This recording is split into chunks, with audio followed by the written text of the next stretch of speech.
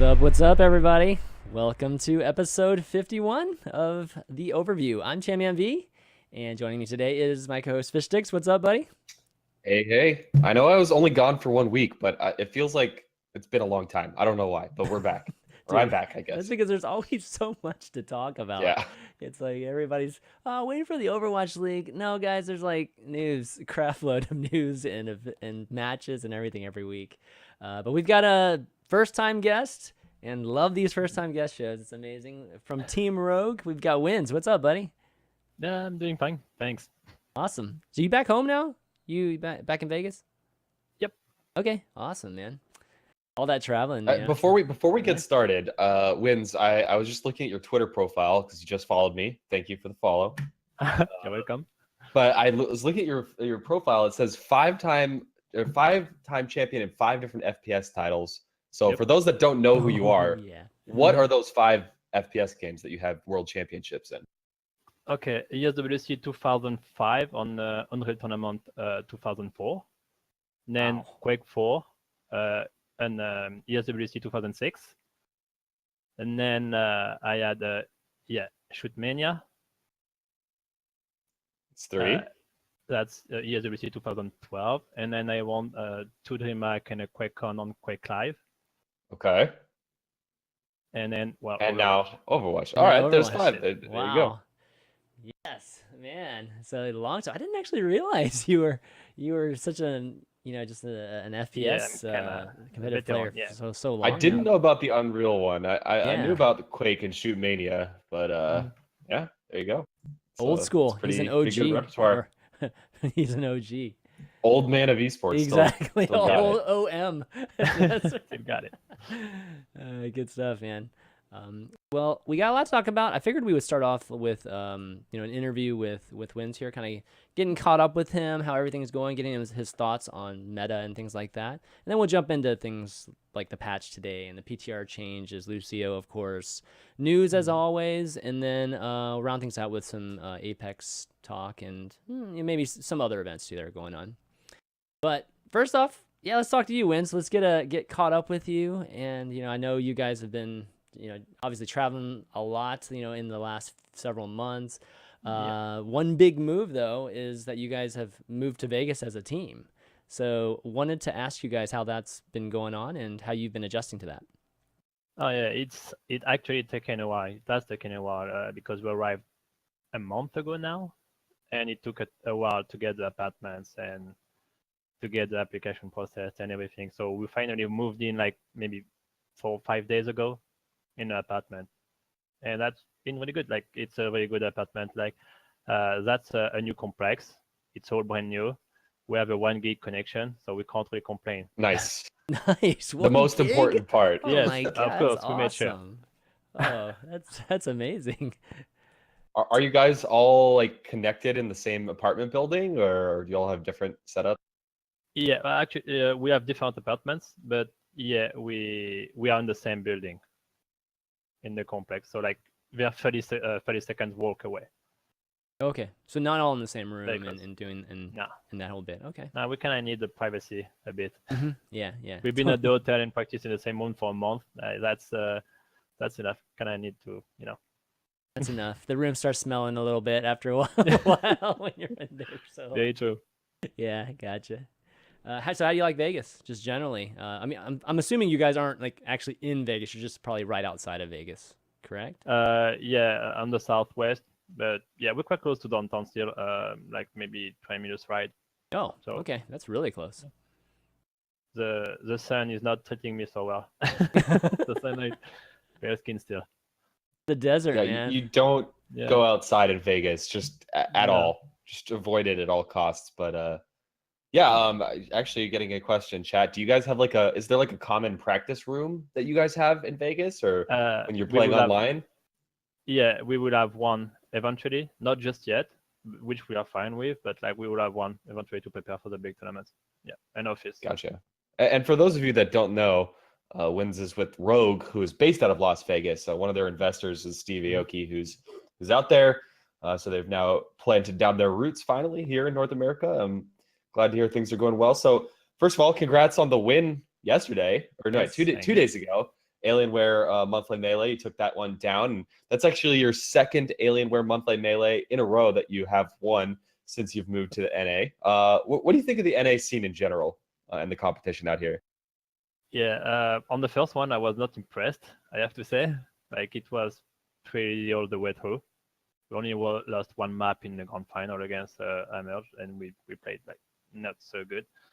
But Selfless, the other day, yeah, they gave us some trouble.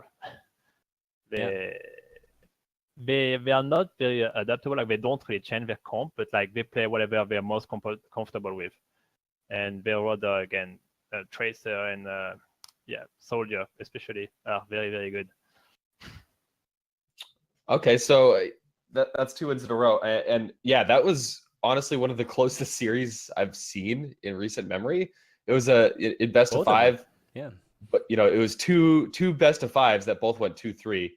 Really came down to the last point. And even on the very last map on Gibraltar, it was really close.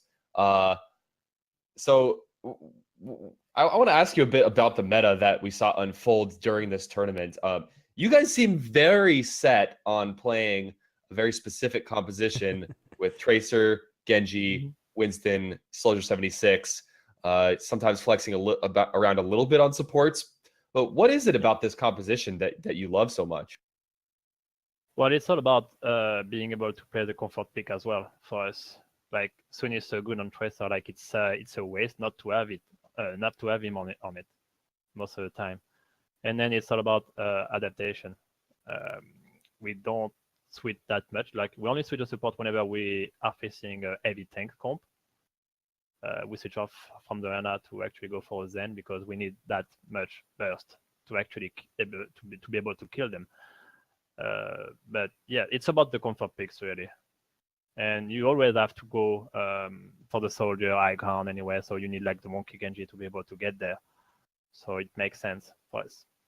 So it's not so much that you think this composition is like the strongest comp in the game, it's just what happens to work best for your team. Yeah, it's the strongest for us. And we've tried to play tanks a while back, maybe 3 months ago, and it didn't go so well. Like, that's not our thing. We like to play aggressive. So that's more our style.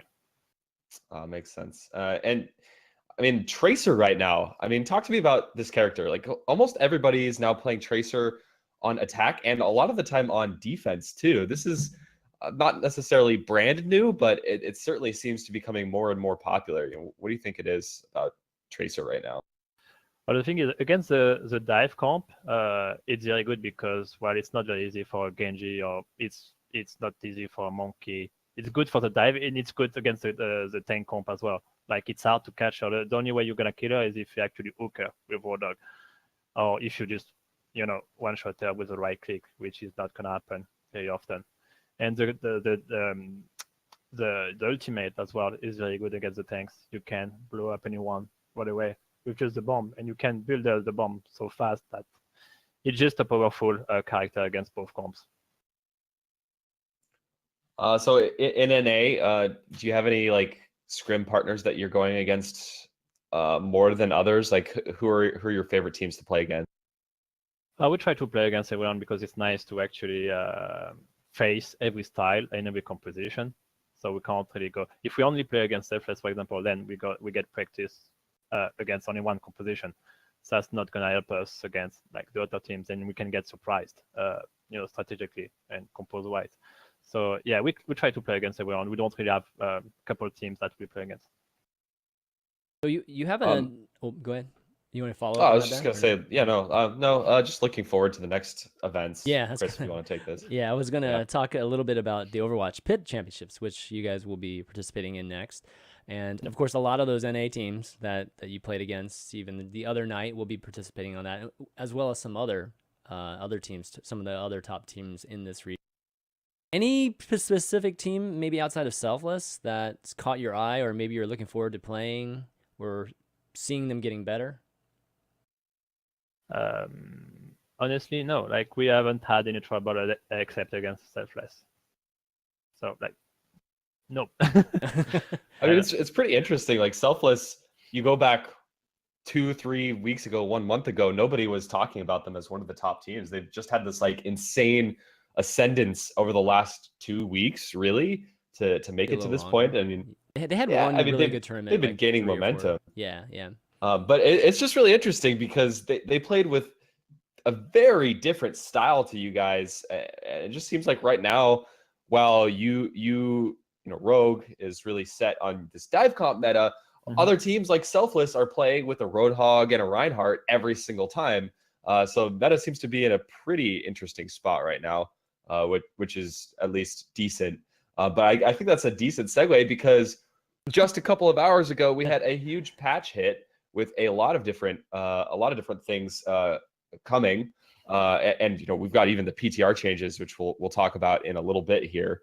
But particularly, I'm interested to get your perspective, Winz. Those of you just tuning in, Winz, you used to play a lot of Zarya and some other roles back in the day. Now you're on the Lucio role, and this patch actually has some pretty substantial changes coming to both Ana and Zenyatta, and we have some even more changes coming to Lucio in the PTR. The changes here, Ana's damage has been nerfed from 80 to 60, so she can't 1v1 quite as well, can't participate quite as well. And Zenyatta's right click was actually buffed, so the cooldown on his Orbital Destruction is a little bit less. Actually, I think that's going to be a bit more significant than people think. What do you think about the support meta? Because like we mentioned before, we're seeing Zenyatta's come into play sometimes. You know, if there's Pharah in the action, you still sometimes see Mercy. Seems like it's a pretty good spot. What do you think? Yeah, I wouldn't mind if they actually buffed, maybe not buffed then, but if they actually made it a bit harder to hit, because Ana is a pain in the ass to hit, but then it's like a floating head. Like if the Tracer is around, like he's dead. So I wouldn't mind if I actually decrease the hitbox a bit, because yeah, he's a free kill pretty much if they are running a distant Tracer. That is. The nerf on Ana is justified. Like 80 was way too much. Like she's too versatile. Her toolkit is too good, and she finally is getting a nerf on that. And Lucio is still mandatory because of the speed. That's a shame. I don't think that's gonna change anytime soon. And Mercy is very situational, I would say. It depends on enemy comp. It depends if you can actually run a Pharah. But it's not a bad hero. Actually, the change they made on the revive is quite annoying and makes her quite powerful now. But it's hard to run her with Pharah, because then if you're running a tank comp, a heavy tank comp, then you're gonna lack on damage a bit if you don't have the Zen and you have the Mercy. So it depends on the comp. Like every hero can work, but you still have to have the Lucio, I guess. Do you see any of these changes that came out today being very effective on the current meta? Like, do you see anything changing? Because I don't think that's gonna change much. No, like we're nothing the Ana's damage, but she's not being used for damage. Like she can defend herself, but that's not gonna be a big impact. That's not gonna change the comp, I don't think. And Orisa either. We tried it. Like it's always hard to tell because we can predict stuff based on the patch note and everything. But like whenever you play her, you need to actually learn how to abuse her in some way, her abilities and whatever. Like, but I think the Orisa is not going to be effective against the dive comp because it's a projectile-based hero, so that's too hard with the Genji and the Tracer, and like the only one you can actually hit properly is the Monkey. So I don't think they're gonna pick it against us. I don't think they can make it work against us and our comp. But not much yet. As someone that plays a decent amount of Pharah, I'm super happy about these Ana changes. The fact that Ana could like 3-shot a Pharah from across the map at max distance is kind of frustrating. So I think everyone out there is probably happy just to see Ana tuned down a little bit more. I like how Blizzard has been approaching Ana. Like some of the PTR changes seemed like they were a little bit too extreme. But yeah, let's keep adjusting Ana until she's kind of where we think she should be at. Does this put her into that spot where you could choose Zen, you could choose Ana? Like she's not. I mean, she's still really good, obviously. Like her healing's her main benefit. Does this put her in a spot where you think she's reasonable, or do we need to see more changes? Yeah, I don't think it changes much. I think she's still very powerful. Her ultimate is literally a 3-1 fight unless you fuck it up. So that's still very strong. I don't. Yeah, like I said, I don't think it's gonna change much. Nothing of damage. I think she might need. Like she's still the strongest healer in the game by far. So if any team is playing a heavy tank comp, they're gonna have to go for the Anadus because it's that strong with that comp. And yeah, the ultimate is still probably overpowered a bit. Maybe we need to tune it down. Really, the ult still, you think? Yeah, 50% on everything is like, yeah, it's because of nano blade, nano visor mainly. Yeah, you can't do anything against it unless you take a few characters to counter it. Like you need to go for Diva if you want to counter the visor and the nano boost. Like you have no choice. Even if you have her, like you're not 100% sure to be able to get in time to the soldier and deny him before he actually gets 2 kills. Like it goes so fast. And if he flanks, you're fucked. That's the way it works. So yeah, I wouldn't mind if I actually nerfed it the ultimate a bit more, and yeah, see, actually experiment on it. All right. So another change actually coming in this patch as well that might be good for you guys is Winston's barrier now starts. The cooldown starts as soon as he places it instead of after the barrier's dead. This is reverting a change that they made earlier on in the game's life cycle. Is this a significant change? Minor change? Are you happy about this? Again, that's gonna depend on the composition we're playing because if you're playing a Rodog base comp, then they're gonna destroy the shield right away anyway, so it's gonna recharge right away. But if you're playing a comp that can't destroy the shield very fast, then it's a significant change. But yeah, obviously anything that's gonna buff for comp is always welcome by us. Yeah, I mean, the biggest happy about that. The biggest possibility is Ariza, right? Just because she's a brand new entity entering the game, so that always takes a few weeks. Right? Yeah, you have yet like I remember when Ana was released, everyone thought it was actually garbage and no one used it, but it was actually so OP, and it took a while before people actually figured out how to abuse her and her ultimate. They finally pulled out the Reaper, and I think we might see the same thing with any new hero. Really, like we don't really know what's possible with Oriza yet. Like it's gonna take a bit of time to figure out. Well, speaking of new heroes that we haven't fully explored their potential, Sombra also got a buff. Yep. Pretty minor buffs. The translocator cooldown is now 4 seconds instead of 6 seconds, and teammates can see hacked health packs through walls. Neither of these are like earth-shattering changes at all. And I noticed particularly you guys don't really seem to use Sombra. What do you think about Sombra? Have you tried using her in scrims? You know, what do you think about her versatility, particularly with dive comps as well? Yeah, she's pretty good. She's pretty good with dive comp, especially against the heavy tanks comp because it's gonna remove all the shield with ultimate, and she can build the ultimate so fast. Well, even faster now with the cooldown reduced on the translocator. So she was actually, I think, in a good spot. Just people are actually underestimating her.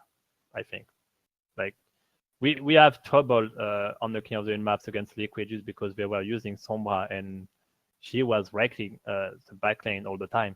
Really? Wow. I think like you need the only way we actually found to counter them is to not play with anyone on the ground. Just Pharah, Mercy, Genji. Yeah, that's the way you go with Sombra. It's actually quite strong, but people still have. The thing is, it's a very technical hero. Like you need to play a lot to actually be able to abuse her, and you need to know which pack to hack and how to aggress them and to build your ultimate fast. So yeah, it takes a lot of experience and time, I think, to actually be able to play good with her. But I think she's in pretty good place right now. We're starting to see her just a tiny bit more, you know, even in Apex too, just on certain moments, certain key points and maps, particularly like usually first point, you know, we'll see her just for a little bit. And kind of like how that's about as much as I want to see Sombra. I don't think I'd like to see Sombra in every single game. Just having her just be spot uses would be great. Yeah, I think she's going to be very annoying with the 4 seconds cooldown. That's on the huge. Tonfregator. Yeah, I think that's Yeah. pretty big, right? Just the trans. Very slippery character now. Well, she was already Yeah. slippery, but now she's going to be able to Yeah. exit out of situations really fast She's and then get a back in. she's a Zenyatta nightmare. She is definitely. Well, anything else to really talk about today's patch? I mean, if not, we can go move on to the PTR changes. Well, I'm kind of interested to just theory craft about Orisa.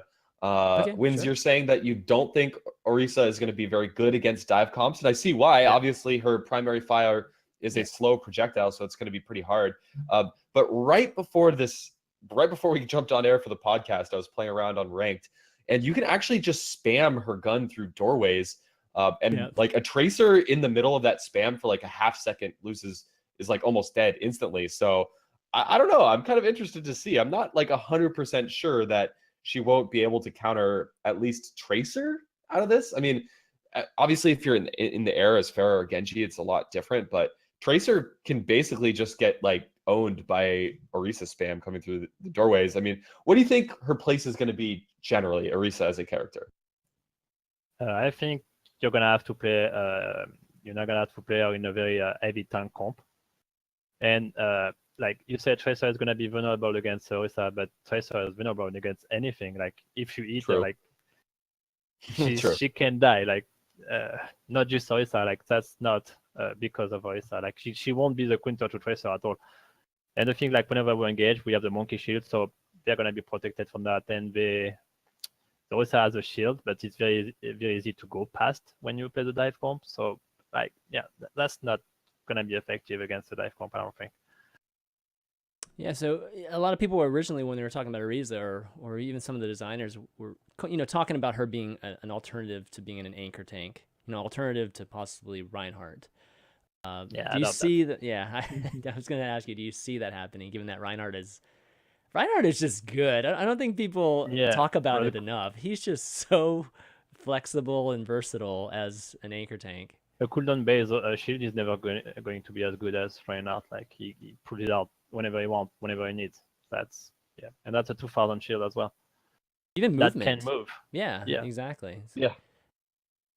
I think we've never talked about Reinhardt nerfs, like ever. So I'm wondering, if I don't know can we nerf it. Like, that's gonna be tough. Yeah, exactly. Yeah. Having Orisa be. I don't think he's OP. I don't think he needs a nerf, but like, you need better auto tanks. He's a really well designed character. Yeah, I think he's great. He might be too well designed for them to figure out an alternatives for him. Okay, so Orisa, you're thinking in heavy tank just meta, so 4 tank type of metas where you can get another one. I mean, I'm thinking that, but like, again, it's gonna take time to figure out how we can abuse her. Mm-hmm. Yeah. Do you like the ultimate? Do you like the ultimate at all? It's not bad, but like, we play dive comp. I don't think we can use it effectively with dive comp. That's true. That's the thing. I can't help but feel like she could have used some sort of charge ability where she could actually move faster. Yeah. She feels really slow. Yeah. That's her biggest weakness. She has a lack of mobility, definitely. Well, before we move on, any more thoughts on the current meta? Today's patch, the state of the meta. Do you think there's any glaring issues that you'd like to see fixed, or is it pretty good right now? I'm pretty satisfied with the changes because it actually helps us. So yeah, we're gonna have to see about the Lucio changes on the PTR. All right, that's exactly what we want to talk about next. We're gonna segue into PTR currently has a very large Lucio change, which I think originally when I heard about Lucio changes, I'm like, yes, okay, we've had all these finally, we've had all these people talking about, I'm so tired of playing the same thing with Lucio, and I just felt like it was a call to maybe change Lucio so that you could play a different support hero, but it ended up resulting in just changes to Lucio, not even necessarily a nerf. So that's one thing I guess I'd like to get your opinion on, is just whether you think it's a nerf or not. And then just maybe we can dig down into each of these. But just to sum up some of the changes. So his sonic amplifier, which is his, just his left click, is the speed is increased from 40 to 50 now. His boop now has a vertical orientation to it. So if you've seen some of the funny videos that have already been posted with Reinhardt charging right over Lucio because of a boop and things like that, it's definitely been amusing and powerful for a lot of people. The area effect for the songs, the E, has been, or just generally has been decreased from 30 meters to 10 meters, which is huge. I think that's probably one of the biggest not things. just E, I think it's aura as well. It's aura too. Both. Basically everything. And now you actually see an indicator too. So you'll see like the circle around him. Teammates know how close they need to be, which is good. I like that. The heal song now, it has been increased by 50%. He's a better healer now because of that. Sound barrier radius is decreased from 30 meters to 20 meters. Not quite as drastic as the song area effect, but still a reduction. And then the wall riding, his movement speed is now 30% faster, and then he gets a burst of speed when he jumps off of the wall, which has been pretty interesting too. Watching some of those Lucio videos have been pretty interesting. Okay, so what do you think about this, Winz? Is this, first off, is this a buff or a nerf? It depends the composition you're running, I guess. Okay. I will get into it. The projectile speed increase is actually very welcome. No more helium balls. It was too random. Like you felt so impactful because of it. But yeah, the thing is, we are nerfing the radius a lot on the aura, and I think that's gonna nerf the dive comp, and that's gonna buff the heavy tank comp, where they can just move together as a death ball, especially with the healing being buffed a lot. So with the dive comp, the only way I think you can actually play it now is if you play with your back lane and just play defensive, disengage with them, heal them, and then you can't really use the wall ride ever because you just have to play passive. So I have mixed feelings about this. Like, I guess it's gonna feel better to use the projectile speed anyway, the new one. But like, I don't know. I think that's gonna make the dive comp worse. Maybe not even usable, perhaps, because that's gonna be impossible to be in range of Genji and Tracer, would just go very deep all the time. Like you can't follow them even with the boost on the movement speed, I think. So we're gonna have to see how it plays out.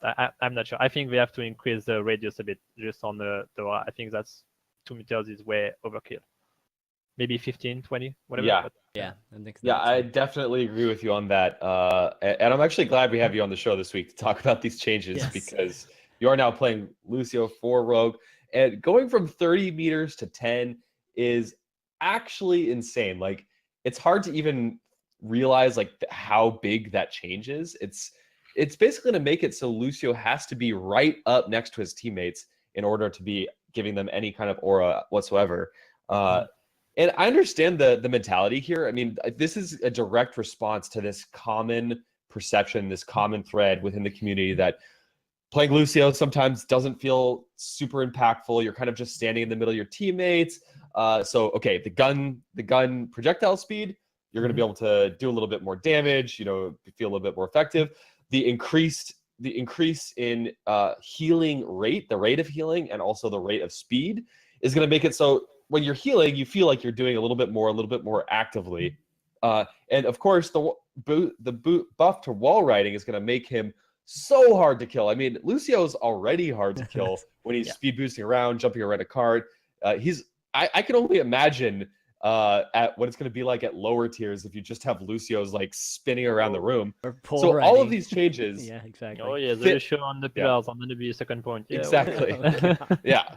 So all of these changes fit this narrative that Lucio doesn't feel super impactful to play. But what it seems like it's going to result in is that Lucio is just going to have to play super tight with the whole team. Like, to actually be effective with a Lucio, everyone's going to need to be like within this very small radius, which, like you said, Winz, is going to make playing dive comps much more difficult. You're going to have to play right up next to the Lucio, and it sounds like it's actually going to be a buff to like the death ball comps of old. Yeah, it will. Like, the healing is going to be insane, actually, especially with Anna's nade on the tanks. Yeah, that's right. From the Lucio. He's going to get many more ultimates for the tanks. that's going to be so hard to actually be in range ever of the Tracer and the Genji if you play dive. Like, I don't think you can actually go through the Reinhardt shield, because Reinhardt, when you play dive, Reinhardt only focus one guy. It's Lucio. That's the only one you can hit. Right. So yeah, I don't know. I have mixed feelings about this. Like, maybe individually that's gonna feel better because of the projectile speed increase, but yeah. I mean, I'm just. I'm excited to try it. I'm just wondering what the motivation is for changing it. I mean, because they said in this developer's comment that it's like they felt like it's a must pick due to its raw healing and output and the versatility of it. But it's like it's still a must pick. I don't think they've changed that at all. Just I think they're trying to make the speed harder to use, so it's not as mandatory even with the dive comp. Yeah. But like, the thing, they don't the tank comp, they don't really need the speed anymore. Like, you can just heal through, I think, the damage if you're engaged, because that's gonna be too much heal with the Ana and the Lucio now, and the tanky comp.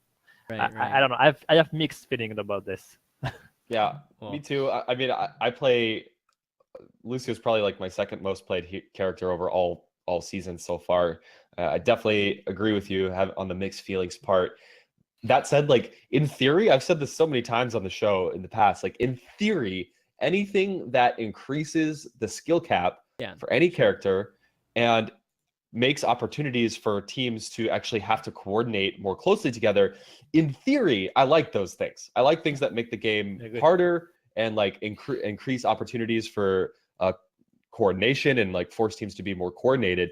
But this specific change, I mean, for the reasons we already said, it just seems like it's going to encourage potentially these more death volley comps, and dive comps a lot of fun to watch. Like, everybody likes watching, dive comps. For the most part. I'll be completely honest. I'll be very disappointed if the meta in the pro scene turns into just death ball comp again.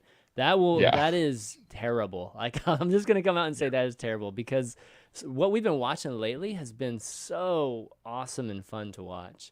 And the death ball comp, we all know the death ball meta. It's a like universal thing. Like, it's something that happens across the board. It's not something that just only happens on one map or a couple maps. It happens on every single map whenever that meta is strong. And that was not a great period for us, which was, happened a few months ago. So if we get back to that, that's going to be very disappointing, and especially with Overwatch League coming up. Come on, we got to get the meta in like an awesome spectating type of shape. Yeah, it was a nightmare to play as well.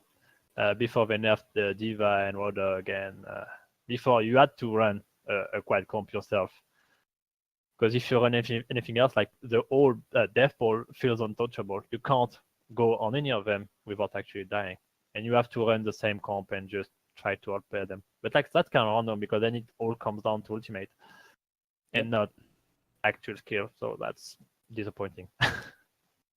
Exactly. And even just the great ooh and awe plays, they just don't happen as much whenever you're watching that type of meta go against each other. So I guess the question is what can they do to maybe still keep that increase in skill cap for Lucio generally, and then but still keeping dive comp, I guess, alive? Just lowering it down to, or increasing the meters to the aura effect to 20. Is that enough, or is that still going to kill dive comp? No, I think that would be enough, but it's hard to tell, because the increase on the healing as well is so insane that that's gonna be hard to kill any heavy tank comp, I think. Right. Like, with Ana and Lucio healing just as much now. Yeah. I don't know. Like, it's hard to imagine. Maybe you might have to focus Lucio more now. That's the thing. He heals so much. Like, maybe that's just what we have to do to adjust. Boring Ana. Here's what I would have done. This would be my dream Lucio changes, is bring it from 30 meters to 20 meters and only buff his the rate of fire, or sorry, the projectile speed and the damage of his gun, so he could actually fight. And then maybe make his, like, I like the wall riding giving a speed boost. Yeah. So that's what I would do. Make him faster, make his gun do more damage. You can maybe tone down his radius a little bit, but that would be my dream Lucio changes. Yeah, I think what you've been wanting from Lucio, or even generally since we started this show, from a support hero, is just a more offensive support hero. And I wouldn't mind if Lucio took that direction instead of more of a healer. Like, that's definitely not what we need. I mean, one of the biggest complaints in the pro scene.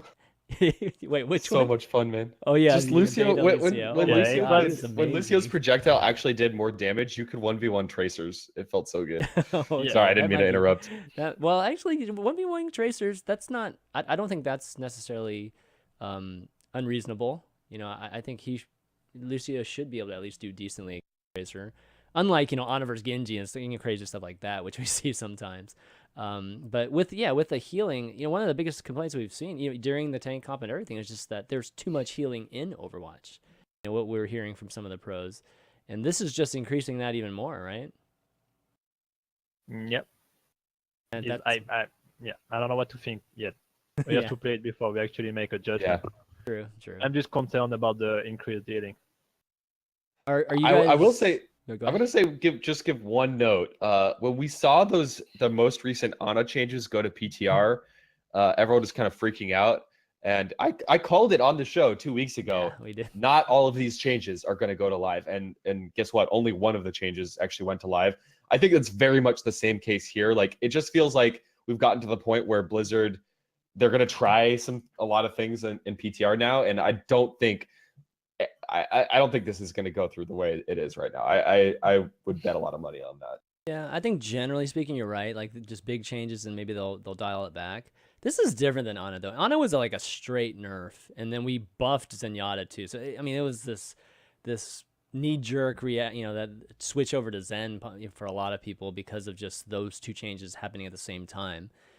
So dialing back on both of them, I think that was a good decision on their part, and maybe they'll still inch it up a little bit. This is more of, I don't even know what you call it. I mean, I was thinking this is more of a redesign attempt, but yeah, it's kind of like a redesign, but kind of a just pseudo nerf buff action here. So I don't think they've changed it drastically enough for a redesign, and at the same time, I think they've, like you guys have talked, they've buffed it on certain comps and they've nerfed it in certain comps. I'm not sure that was what was intended for him. Yeah, I see what we're trying to accomplish. We're actually trying to make positioning to be a thing. Like, right. You need I to don't mind that. Yeah. Instead of being in the middle of the point and just hiding, and you're doing your job just by having the around and pressing E with 12 seconds. But yeah, I think that's slightly overkill still. 10 meters. Yeah, so we'll have to see. Are you guys able to play on the PTR? I mean, are there actual scrims going on and maybe getting some data over to the Blizzard guys? Do you know? No, we had to prepare for the tournament last weekend, so we just played on live. Okay. Ulti now, at least. Well, hopefully they're getting some good feedback. Hopefully some folks are doing it. Yeah, I think they need doing the nerf Ana still, especially the nade. I think it's way too OP.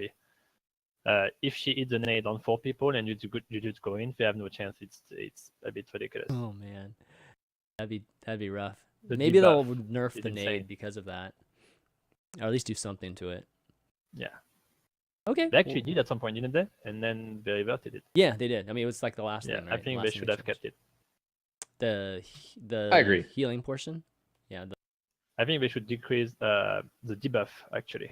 Oh, yeah. The debuff. Okay. They should actually be able to heal through a bit, maybe 50% or something, decrease the healing. But 0% is insane. If he hits a good grenade with 4 or 5 people, it's a one fight. You don't even have to use ultimate. It's insane.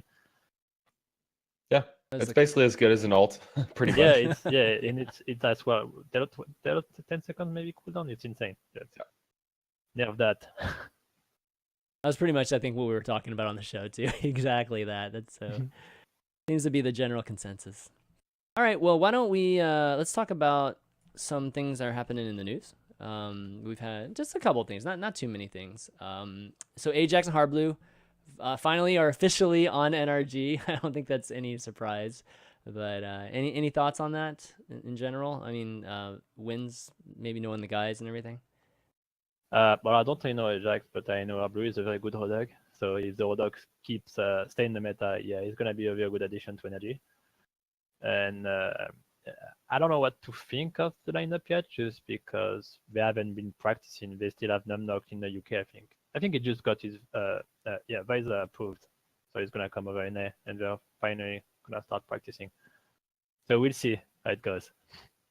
Okay, yeah. Yeah, and I mean, there's just follow-up news to that as well, that they've dropped out of the Overwatch pit tournament, Mhm. so we're not going to see them for a little bit longer, unfortunately, for all the NRG fans that have been waiting since MLG Vegas to see these guys play again. I don't think they played at anything since Vegas where they didn't look so great. So I'm really looking forward to seeing this team play. Of course, it pretty much has like the most star power you could ever have on a single team with IDDQD, of course, Seagull, and now we've got Harblue on there as well. All of those guys have insane stream viewers, so that's going to be a fan favorite team to watch for sure. And I just hope they don't crash and burn, because it's happened a few times now as they keep restructuring this team. So take your time, guys. Looking forward to seeing you play. Good luck. Yeah, no, that seems like the approach they're taking, right? They don't want to. They Yeah, don't they want to think have any bad showings, you know, or at least jump into an event and possibly have another bad showing here.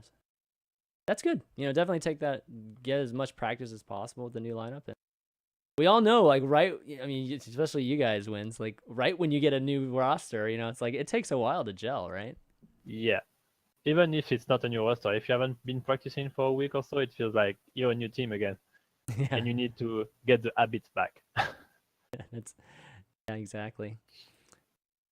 So maybe, I don't know, is there going to be an event after Pit? Do you guys know? Is there anything on the schedule, Winz, you know, after Pit? Dude, there's so little right now.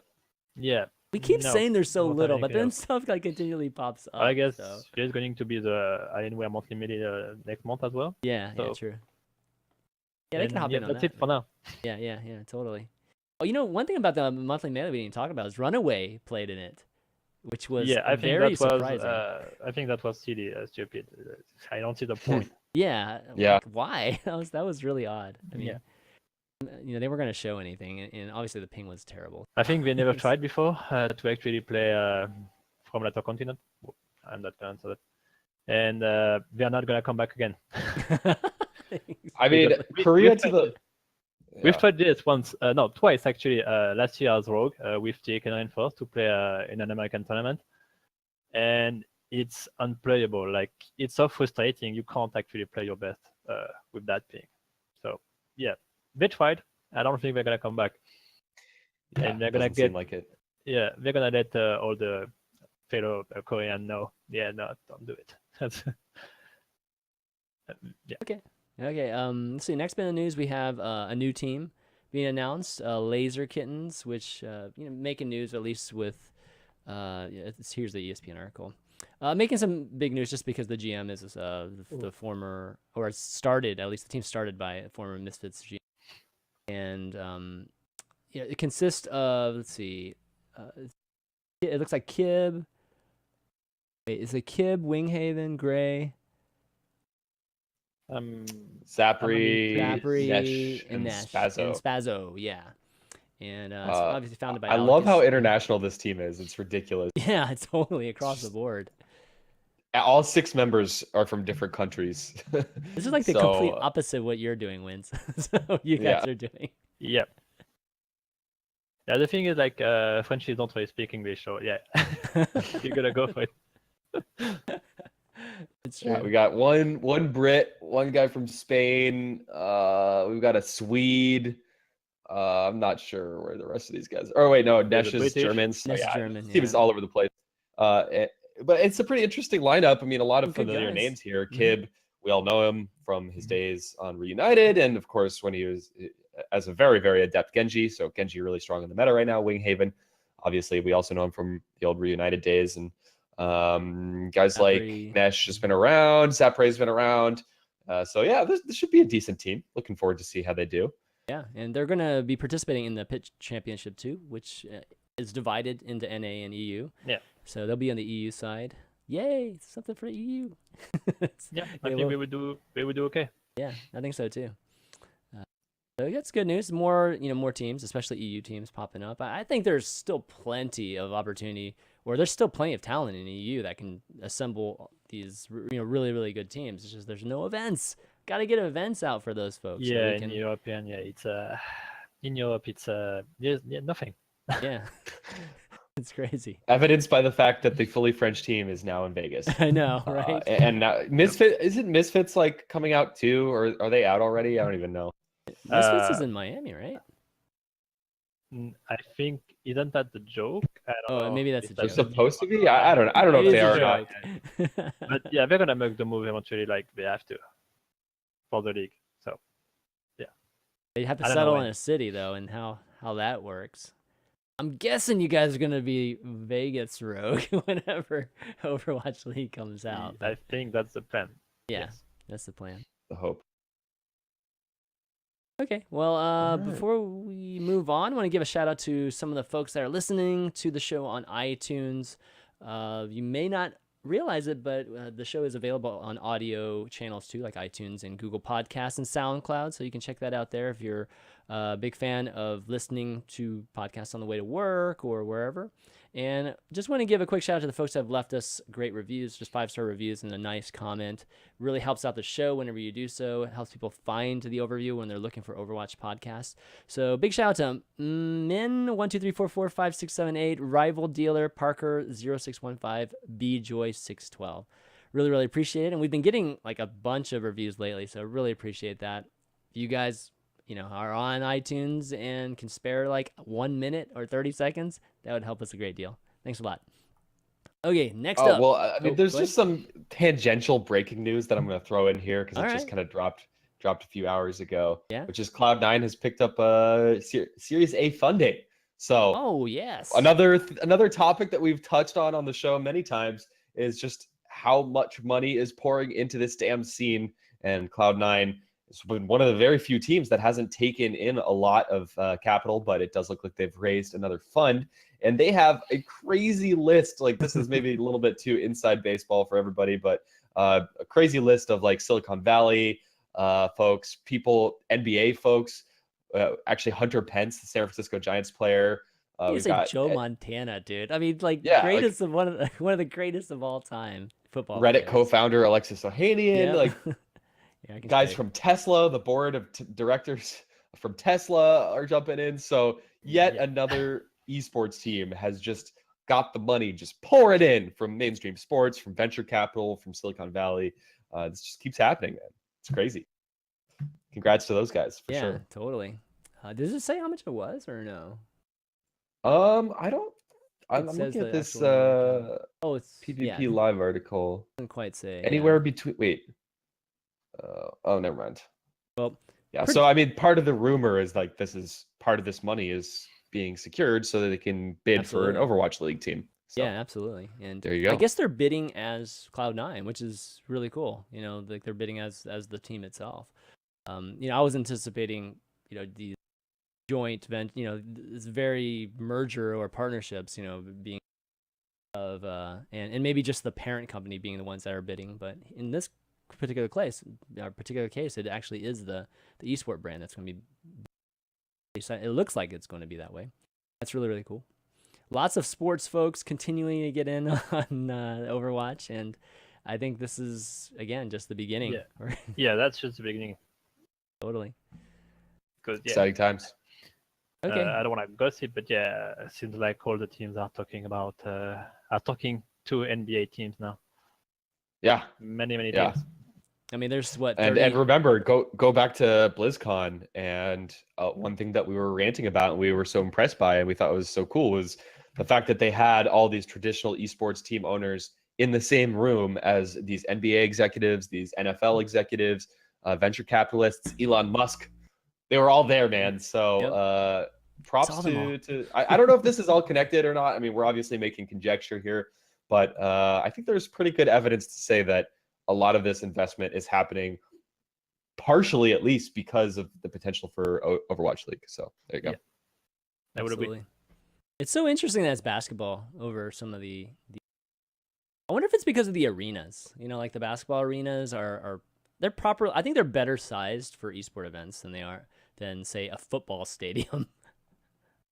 I think conventional wisdom is just like basketball's a little bit skews a little bit younger, a little bit hipper, a little bit more digital savvy Okay, in terms of its fan base and also the owners and players themselves. So makes sense.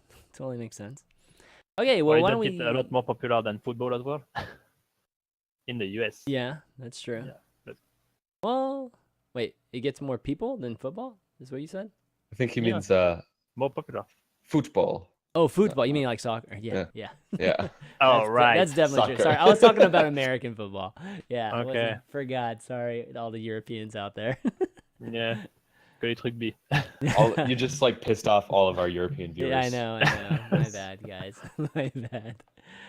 All right. Why don't you talk about events that have been happening? Obviously, the big one is Apex, and there obviously was matches that happened earlier today in the morning, but since not all of us have watched it quite yet, I'll probably save it till next week. But why don't we talk about just the other matches that happened on Friday and even just last week, which secured 3 out of the 4 semifinalist spots. So right now we're sitting with Meta Athena, Lunatic High, and Runaway, in the final position. Meta Athena. LW.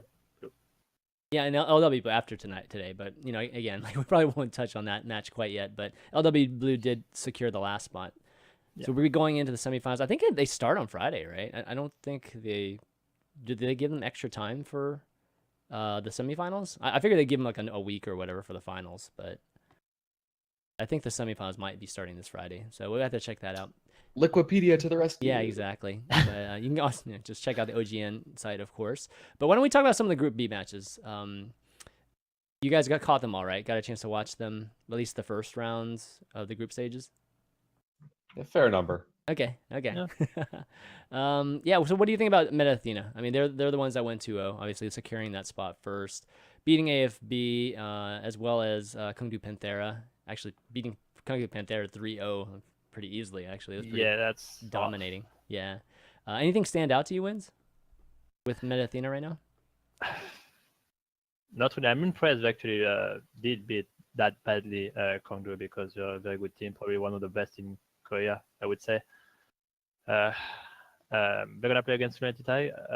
Didn't they beat them already once? I think they did. Yeah, I believe so in the groups, right? Yeah. So I would say they're probably the favorite now to win the tournament if they keep on rolling. Yeah, I think at least the way they looked this past week, they have to be the favorite at least when people are looking at it. Ben, what do you think, man? Meta Athena? Well, I love the fact that their name has meta in it because they don't give a shit about the meta. They're playing.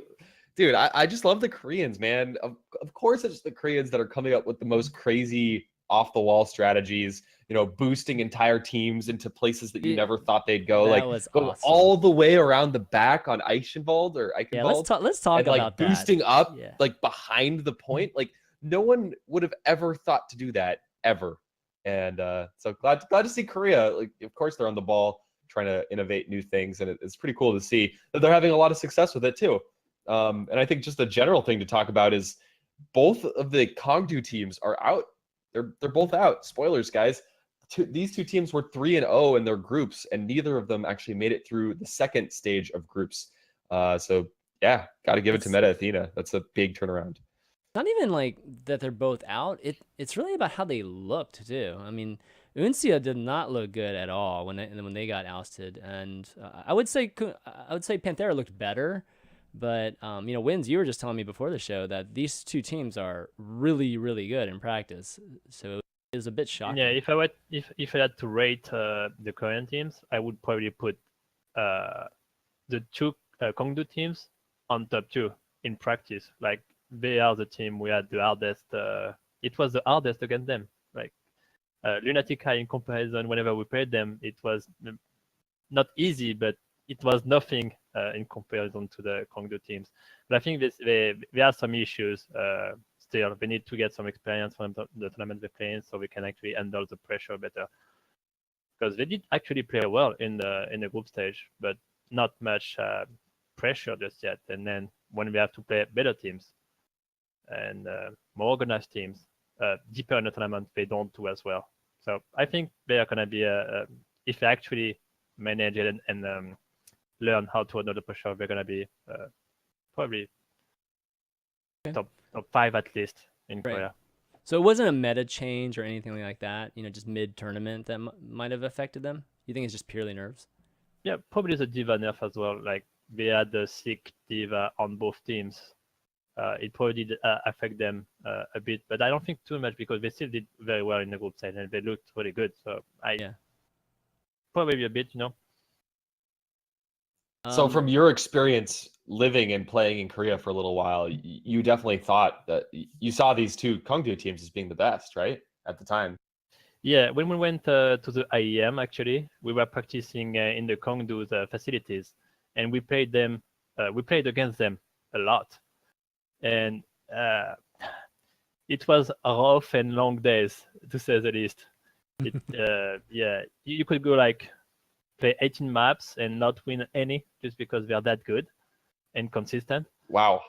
And when we saw they actually lost against LW, it was Red at the time, I think. Yeah, LW Red, which won the tournament like 3-0. What the hell? Because we didn't play LW Red, so we don't know what to expect. But when we beat Pantera 3-0, we were like, well, okay, well, we're fucked. Damn, wow. That's rough. Yeah, they're insane. I guess talking about some of the matches, just like Meta Athena in general. I mean, can we just talk about how it's like some of the plays? I mean, some of these matches, like it's as a like esport fan or as just it's specifically an Overwatch esport fan. It's amazing when you see just single performances that are just amazing, right? Especially when they have the point of view at the time. And for a few of them with Libero during that Meta Athena Kongdu Panthera, it was just like wow, just watching him play Hanzo. Actually, Libero and Flower, I think, both of those guys playing Hanzo on some of these maps were just amazing to watch. And then Libero had that one play with Sombra where he like throws his transporter in the air, warps up there, and then like immediately comes down and hacks the Reinhardt and his team, like wipes the team at that point. That was crazy good. Crazy good. Yeah. Oh, you have the clip here. Okay, yeah, let me show it. I actually just went to the OGN. I just went to the OGN Global channel and checked out their top clips. This is the first one, the one you're talking about right now, is this Sombra play. But I mean, they just have creative play after creative play after creative play. All these different May boosts, which were really, really interesting and really fun to watch every time. Boosting, on first point here on Numbani on attack, they were boosted, which is like the next clip. You just go through these clips. It's like meta play after meta play. They boosted a Bastion up to the high ground on the top right, which is also really interesting. So like this team is just trying new stuff, and it's cool to see. Actually, he didn't get the Reinhardt. I thought he got the Reinhardt actually when he was down. I guess I might have saw that wrong. But yeah, there's just been a lot of these type of plays during Apex, and that's great. I mean, as a fan, I love to watch that. I mean, Luna, like it was I think it was the LW Blue versus AFB match. I've never seen Anna do so much damage. It was insane. She was literally carrying at certain points. Awesome. Oh, here's the other clip. Huh? Okay. We're just going to be watching clips today, guys. All right, here's that just the Eichenwald one where they boosted up here and then went all the way around the back. I think they're going... Wait, there we go. Yeah. They went all the way over the wall. And then came back around. It was so cool. And obviously they weren't ready for that. Have you ever considered that, Winz? No, that's very smart because then you get the soldier out of position. Yeah. And the runner as well. Especially if you are playing a heavy tank comp like they are, you can't really get to the soldier. He's gonna be there and just dealing damage all the way. That's gonna be very much harder. And they actually put their soldier in position instead. So yeah, that's very smart. Yeah. No, we just have the Monkey Genji to deal with it. Yeah, that's true. Yeah, but anyways, if you guys haven't caught the VODs, definitely go and check that out on the OGN Global Twitch site, and the VODs are all there. I guess you can check out the clips too. They're all there too if you just want to see the amazing plays. That's a very high risk, high reward scenario though. Like if they mess up, their attack, then it took so much time to actually go around. True. They only take one fight in just a minute and a half or something. I wonder how many times they practiced it, because even just the Ana wall, like them going over, it was so fluid. It was just like instant. I Yeah. mean, we're sitting there watching the May's point of view, and she's just like, I mean, I couldn't see anybody around her. She just knew that they were on, basically on her, and just threw it on the wall, and they're all up there. So they must have practiced that so many times. Yeah, of course. Yeah. I Okay, think it's yeah, a anything decent else? opportunity to ask Winz a little bit just about how you view the Korean scene Yeah. versus the West. Obviously, you were there for a while. Sounds like you took some beatings from Kongdu teams while you were there. But I keep hearing conflicting results. Some people say, "Oh, I think the Korean teams are incredibly overrated." But then we have tournaments like OGN, where some of the best teams outside of Korea all ended up getting knocked out in the group stages. Sadly for us Western fans. So where do you think, as you live in NA now, you were in EU before, you lived in Korea. How do you think the scenes stack up skill-wise? Should we be terrified of the Korean teams? They are going to be a force to reckon with, but I would say they were definitely the best with the heavy tank comp when it was a Soldier or Dog, Reinhardt, and Diva. They had the best tank in the world, pretty much. Like Panker is insane, and with the Eternal on the Kongdu, I don't remember, but yeah, they had the best tanks. So on that meta, they were the best. I think the West can actually challenge them on if the meta changes. Typically, I think we can actually challenge them with our dive comp. I think that's going to be hard for them to actually deal with it, even if they are just as good as they are. I don't think we actually sent the best Western teams to Apex Season 2. Oh, wow. Okay. Yeah, that's it's Them fine words. yeah, well, we saw Fnatic didn't do too well on the Yeah. LLM, sure. They've been struggling for a while now. yeah. Okay, So, yeah. in terms of mechanics, though, it's not a difference in mechanics, right? It's No, I guess think what it's is the mostly big difference? team play, and they are more disciplined in general. They play more, that's for sure, but I don't think that makes them better individually. Obviously, they're very good, but I think like Sun can take on any Tracer, for example. I think Nico can take on any Genji. Yeah. NAKM is just insane aim-wise as well. It's just they are more disciplined on what they do, and they are more organized. Okay. I mean, I feel like those things are potentially fixable in the West too, right? I mean, or Yeah, eventually. yeah, eventually, yeah. Need practice. Yeah, need practice. Need very, But very I actually structured think you can, schedules. yeah, you can outskill and out-aim the Korean scene. I don't think they're untouchable. I just think that was a terrible season for the West. The second one. Okay. I just hope like no major patches is gonna happen during the season, because that messes things up a lot. Like the first season, it happened literally 4 days. Yeah. Before the playoff matches, and then it makes things kind of random, because you're still in the process of figuring out what works best, and it's I don't think that's good for the competitive scene. Yeah. Thank goodness the Lucio change didn't make it out today. That would have been pretty rough or pretty crazy to see what happened in the finals of this tournament. Okay, well, anyways, that wraps up Apex. Any other events you guys want to talk about? I mean, we talked about a monthly melee, of course. Carbon Series still going on, of course. Nothing's really changed there. LG Evil still dominating that event so far. LG Evil did play in the monthly melee, but they ended up losing to Selfless in the semi. Selfless, I think, won maybe 3-1, so it wasn't like super close. I don't.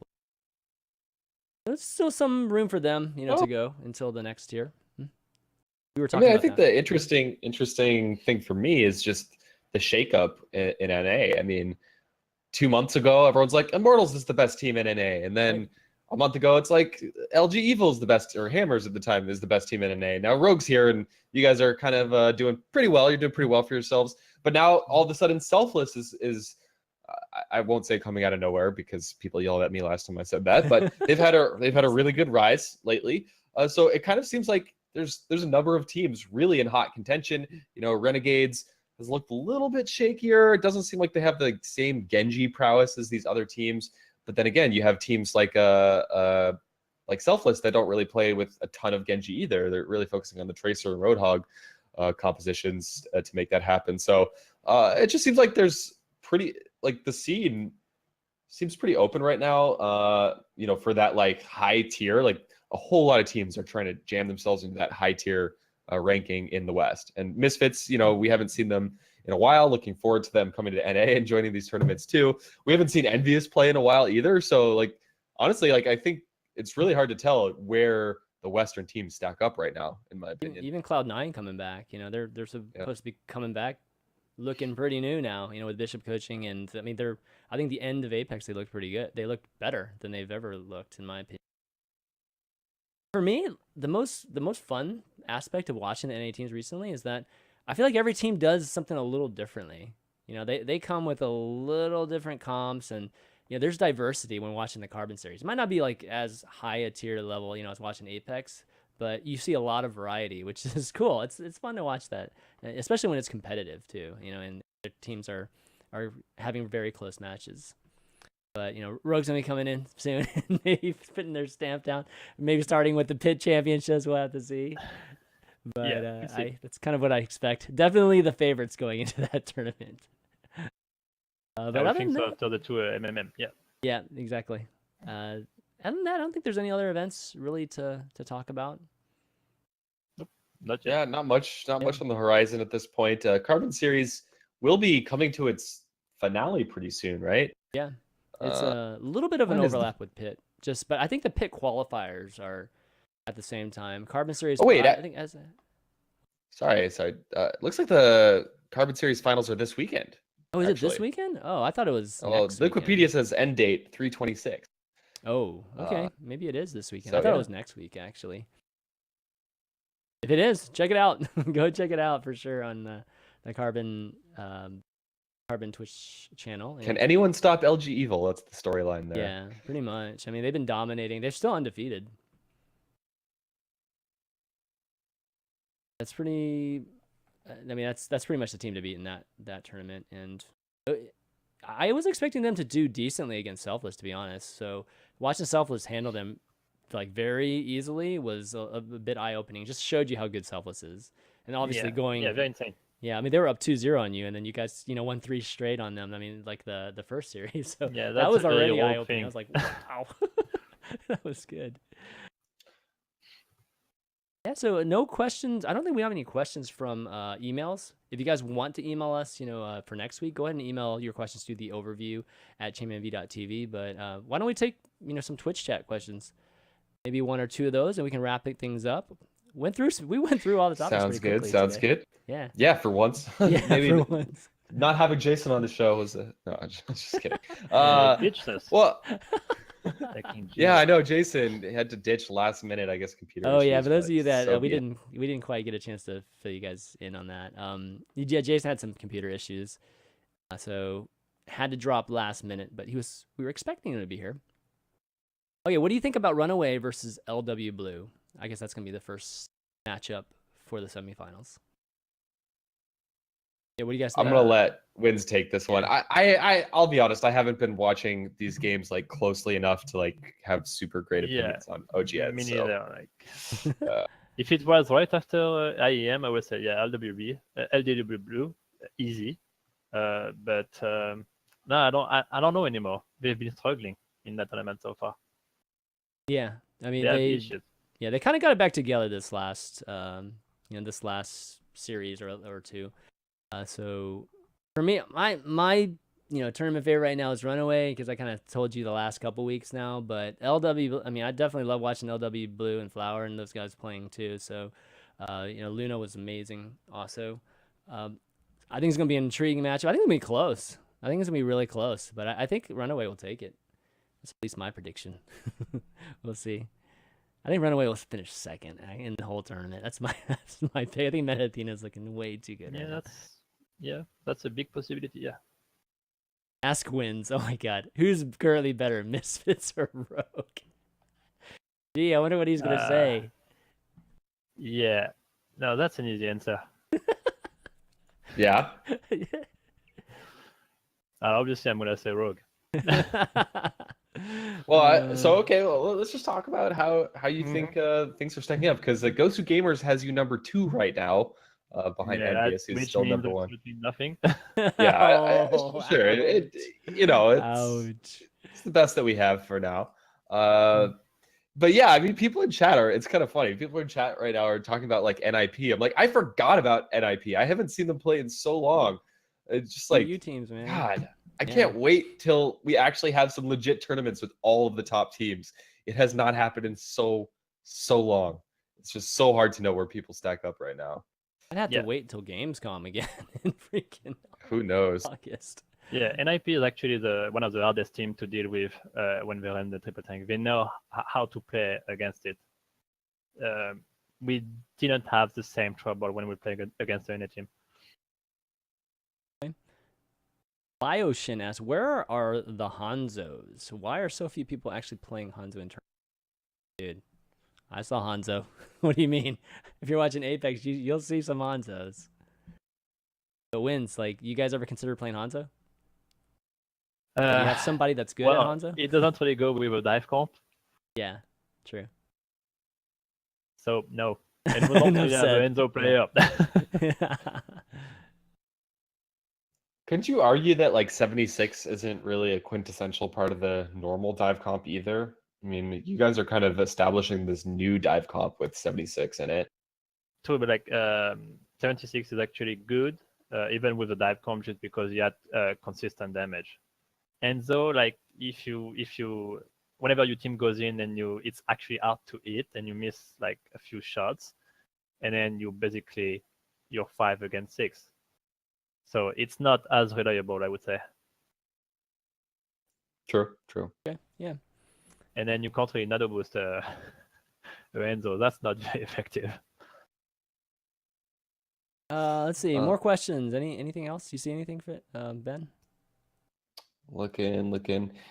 There's a question just generally from Tommy Slav, which I think you'd be good to answer here. Seeing Rogue play a lot on their comfort picks makes me ask, shouldn't pro teams have like 8 players to deal with different opponents and swap players in and out? We've seen some of the Korean teams add like 8 or 9 players or whatever.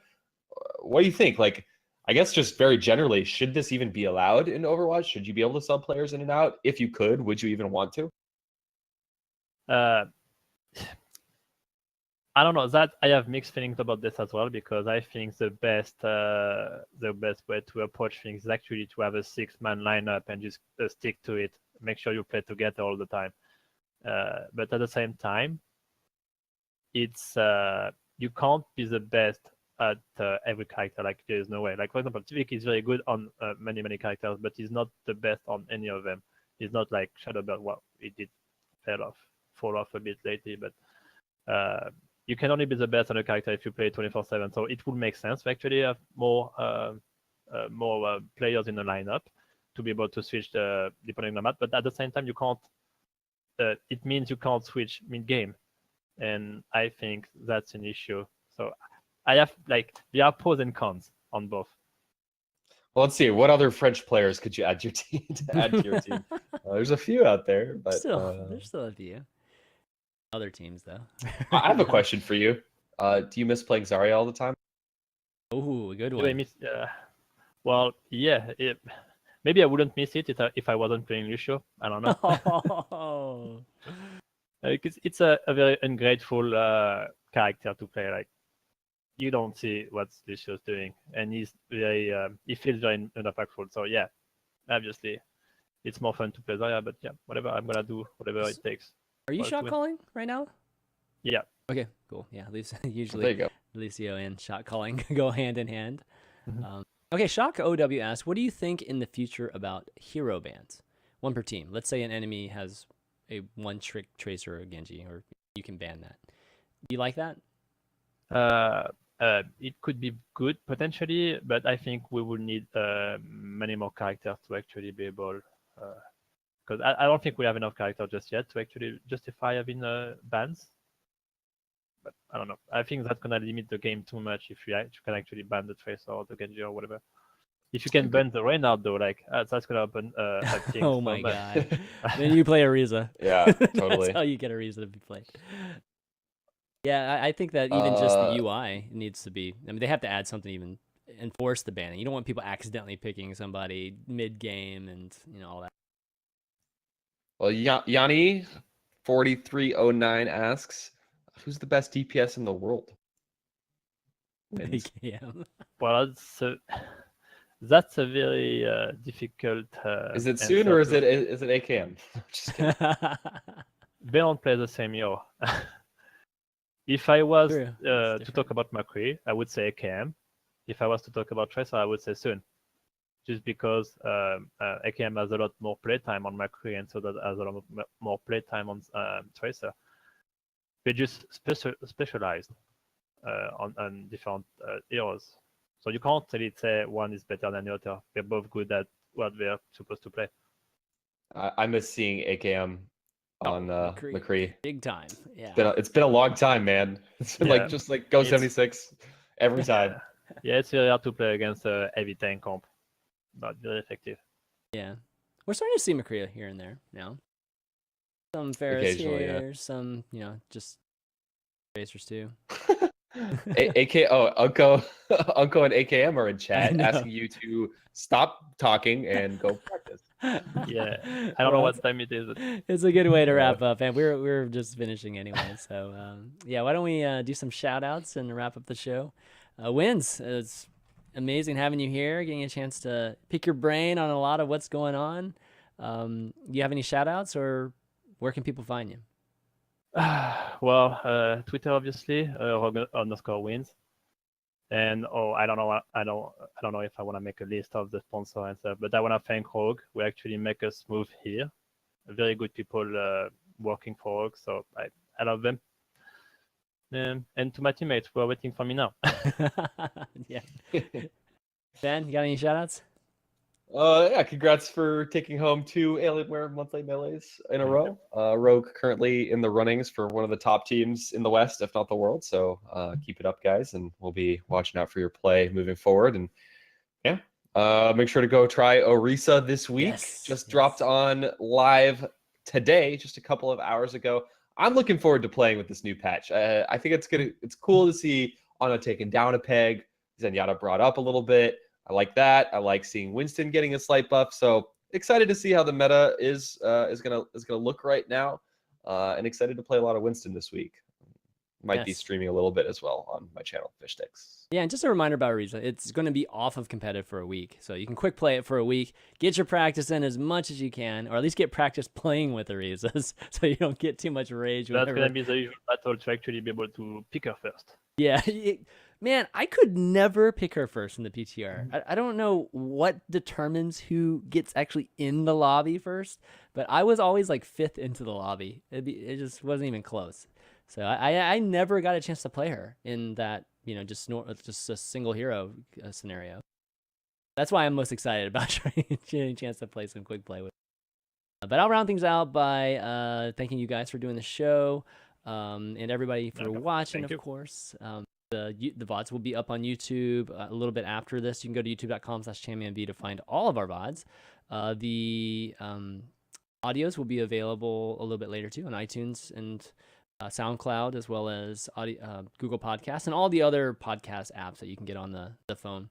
They pretty much just use the same general feeds that iTunes uses, so you can find them all there too.